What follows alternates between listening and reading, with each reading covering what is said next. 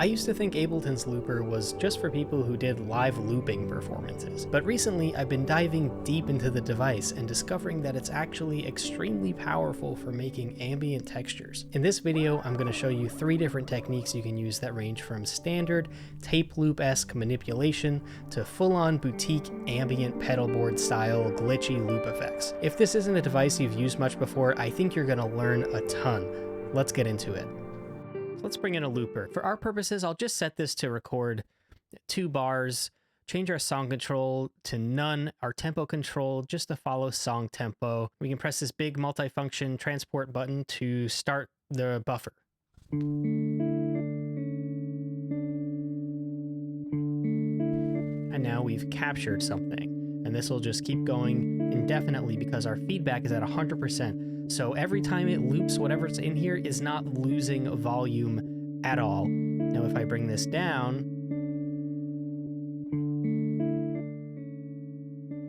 see how the volume is decreasing every single time, and eventually it'll just fade out into nothingness. So this is a very important control in our looper. Another very important control is this input-output control. It's by default set to always. So whatever I play on this track, the input signal will always be heard. If I set this to never, for example, I'm playing, you can't hear it, but now you can hear what the looper captured. And this is going to be important when we put this inside of a rack later, but for now we can set it to always. Another very important control here is the speed. So we can use these up and down arrows. For example, if we click down, half speed, down an octave. Back to 1 time speed at the original octave. 2x speed will raise the octave, and we can keep going. We can reverse.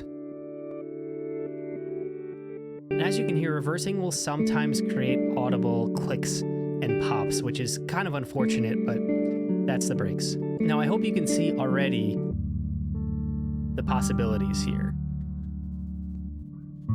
We'll go at half speed, add some reverb. Now let's say I want to bring the feedback down. I'll play some new material in.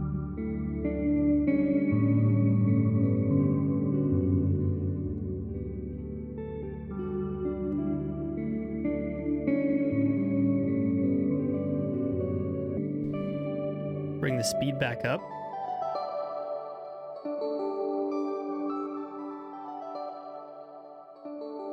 Reverse it. Record something in again, lower the speed. Now I'll duplicate this track. I'll set this new looper to record 4 bars, and now I can have 2 tracks. Add some more effects. Let's make a new track, audio track, add my random harmonizer device, add a looper, some reverb. Make sure I set my scale here to D major because that's what I've been playing.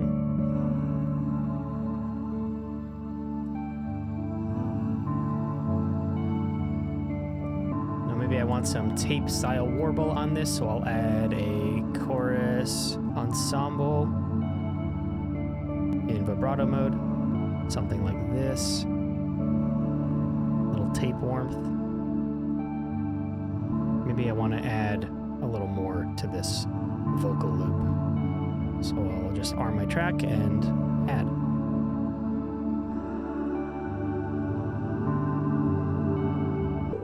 Let's add some strings.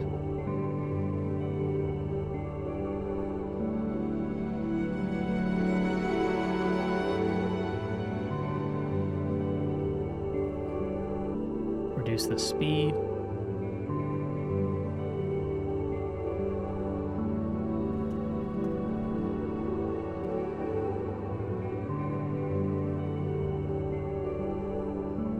I think that serves as a pretty good introduction to Looper. Now I want to show you how to take it another step further. Now I want to show you some ways you can expand upon the basic functionality of Looper. So we'll bring a looper in, we'll change our song control and tempo control to what we had before. We'll just set it to 2 bars for now. It doesn't have, it could be however long you want it, but just for our purposes, 2 bars. We'll press Command G to put it in a group, bring up these chains here, and we're going to create a new chain. I'll rename it to dry. Looper does not have a dry wet control, but this is a way that we can sort of approximate it. So if we click on our chains and drag these blue bars all the way out, and then adjust our fades like this, and go back into our looper. Remember this input output where if it's set to always, you'll always hear the incoming signal. Well, now we're going to change this to never because we have a new chain here with the incoming signal. So this chain selector now is acting as a dry wet knob. So I'll just activate our looper,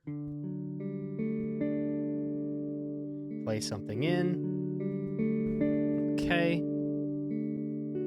Now we're hearing the looper's output. So now if I bring it all the way down to dry, I can play.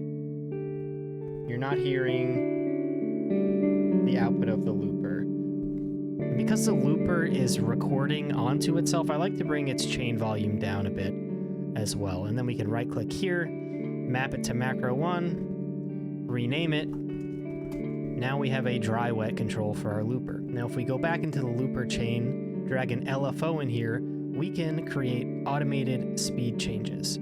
So we're going to map speed to a macro. And by the way, I learned this from an amazing Dank Sauce video about doing some really crazy stuff with looper. So if you're interested in this, from more of like a sound design perspective, I would absolutely recommend checking his video out. So I'm going to go here to map and change the minimum range of our speed to -12 and our max range to 12. Now I'm going to take this LFO, change the waveform to binary so it's a random on or off. Change this to remote mode and then map this to our speed. Our looper is now randomly changing speeds between half speed and 2 times speed. Now if we want it to be 1x speed as well, we can duplicate this and map it to our depth. Pretty cool. Now I find these pitch changes can be a little overwhelming, so I'm going to add an EQ8 to my looper chain here. Now I'm essentially going to create a very big bandpass filter and map the low and high cutoffs to macros. Map our frequency to macro 3, click on 8, map our frequency to macro 4. I can now tame this quite a bit. Maybe I'll map my feedback to a macro as well. And now with our dry wet at around 50%, I can just keep playing.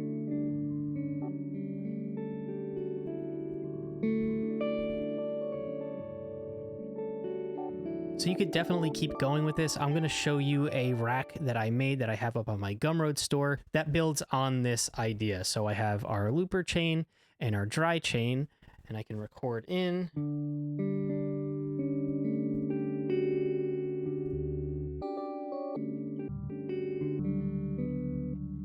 We have our low cut and our high cut here, so we can remove any sub frequencies or super harsh high frequencies as well.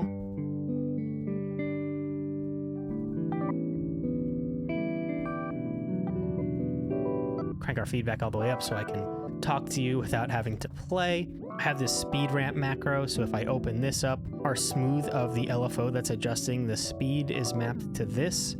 So you can see it goes like pew or beep, like a tape would, spinning up or slowing down. I think that's pretty cool. I have reverse on a toggle. So as I mentioned, sometimes reverse can cause clicking and popping, so I didn't want this on an LFO. I just wanted to be able to toggle it on and off. I also have a beat repeat here, and when this is active, it just creates the chance that a beat repeat might turn on. And that creates all these interesting glitches. I got a pitch decay macro here for the beat repeats. I could change the mix type. So maybe I only want to hear this looper chain when beat repeat is active.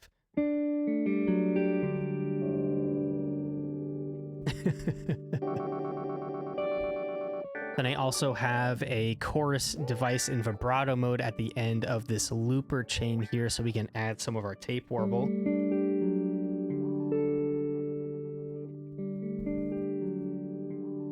Yeah. and some tape warmth as well.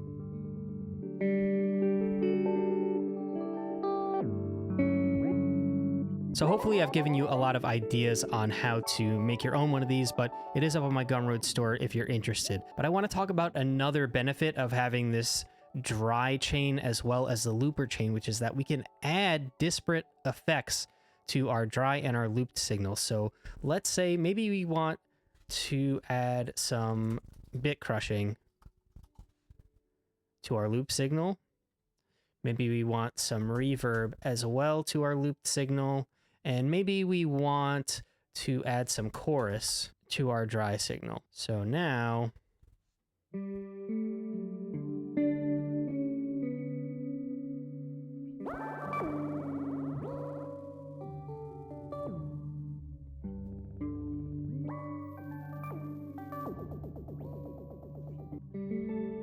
everything that passes through our looper is now a bit noisy and spaced out. But we have this really nice, clean, chorused dry signal, and we can blend in the amount of the loop chain. So this can act as like a really nice, just effect.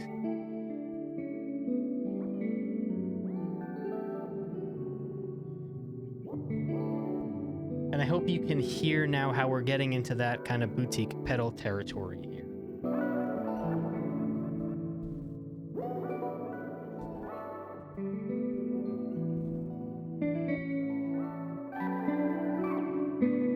Another kind of interesting thing we can do with Looper is put stuff in its feedback loop. And to do that, we need 2 tracks. We'll have our 1 track with our instrument and our looper in it. We'll have our 2nd track with an effect in it. So how we'll set this up is we'll go to our 2nd track, which should be an audio track, and we'll change this audio from to our track with the looper in it, and we'll go into here and say insert looper.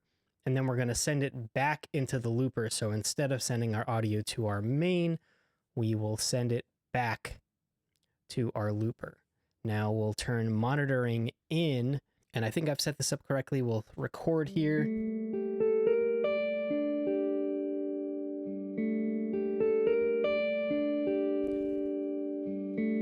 And now every time it goes to the loop, it's passing through this OTT.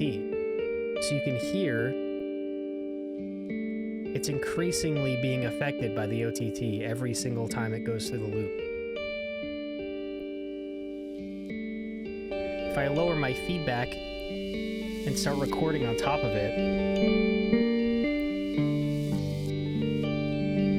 the stuff I've recorded into the looper more recently won't be as affected as the material that I recorded earlier that's had a chance to go through the OTT a bunch of times. We can delete our OTT. Let's say we want to add an echo inside of it. Put it on ping pong mode. And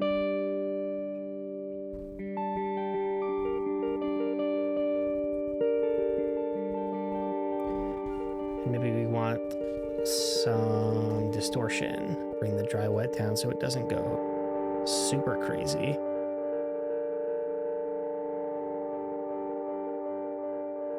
Whoa.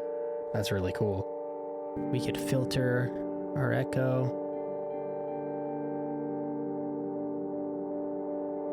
Maybe add some wobble. Whoa. This is awesome. Add some modulation.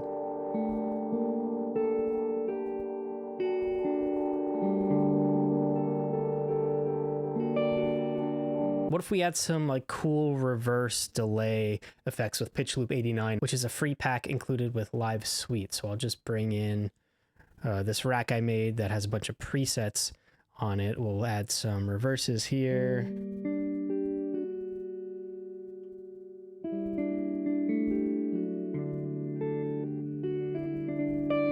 Oh, nice.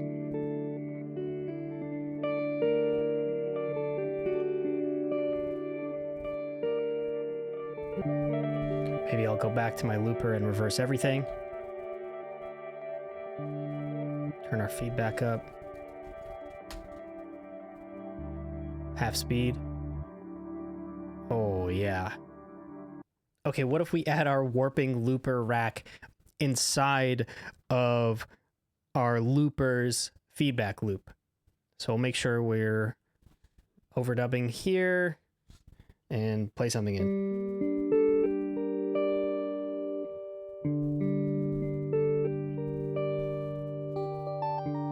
Turn our feedback up.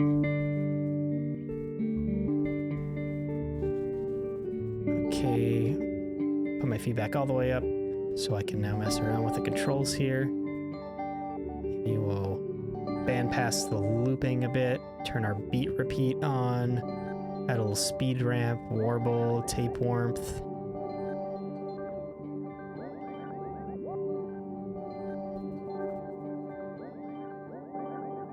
Record some more in.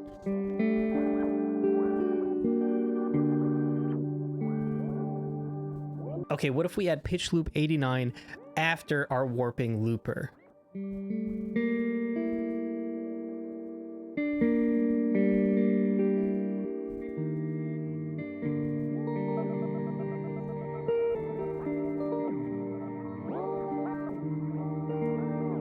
Oh my god.